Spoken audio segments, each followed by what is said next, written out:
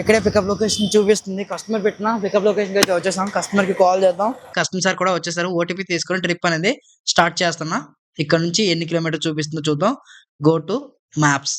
ఓకేనా, ఇక్కడ నుండి 7.2 కిలోమీటర్. ఈ 7 కిలోమీటర్ రైడ్ కి నానా తిప్పలైతే పడ్డాను. హైదరాబాద్ లో అయితే ఈ రైడ్ క్యాన్సిల్ చేస్తుండే.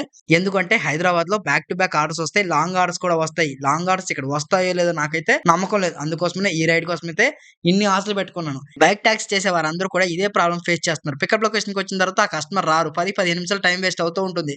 ఇకపోతే ఫుడ్ డెలివరీ చేసే వాళ్ళు రెస్టారెంట్ దగ్గరికి వెళ్ళి 10-15 నిమిషాలు వెయిట్ చేస్తారు. ఆ రెస్టారెంట్ వాళ్ళు ఫుడ్ అయితే ఇవ్వరు. ఈ కస్టమర్ ఏమన్నారు తెలుసా? అన్న, డ్రాప్ కి వ్యాన్ వెళ్ళాలన్నా, కాలేజ్కి వెళ్ళాలన్నా, ఎగ్జామ్ ఉందా అన్న అని చెప్పి నాకైతే చాలా తొందర పెడుతుంది. అప్పుడు నాకు కోపం వచ్చింది భయ్య. కస్టమర్ పెట్టిన లొకేషన్ కి వెళ్ళి 10 నిమిషాలు వెయిట్ చేసినంత వరకు కస్టమర్ రాలేదు.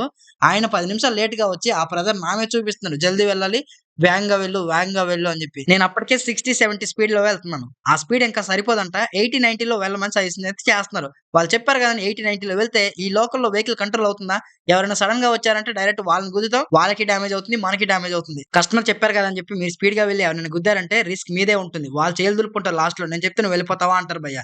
ఇది వీళ్ళు మార్చే ప్లేట్లు. ఓకేనా, నావిగేషన్ కి అయితే వచ్చేసాను. ట్రిప్ అనేది ఎండ్ చేద్దాం. ఎంత అమౌంట్ వచ్చిందో చూద్దాం. 7 కిలోమీటర్ కి 68 రూపీస్ అయితే చూపించింది. ఈ ట్రిప్ అనేది ఎండ్ చేసిన వెంటనే మళ్ళీ రైడ్ అయితే వచ్చింది. కానీ పికప్ లొకేషన్ 3 కిలోమీటర్ చూపిస్తుంది. కస్టమర్ సార్ అయితే 100 రూపీస్ దాంతో పాటుగా చేంజ్ అయితే ఇచ్చారు. కరెక్ట్ గా ఈ చేంజ్ తీసుకొని రిమైనింగ్ అమౌంట్ అయితే ఆయనకి అయితే ఇచ్చేద్దాం. నా దగ్గర చేంజ్ అయితే ఉంది. కస్టమర్ సార్ కి నా దగ్గర ఉన్న అమౌంట్ ఇచ్చేసి ఇక్కడ నుంచి అయితే మూవ్ అయిపోతాను. ఎందుకంటే ఈ ఏరియాలో రైడ్స్ అనేవి రావట్లేదు కాబట్టి.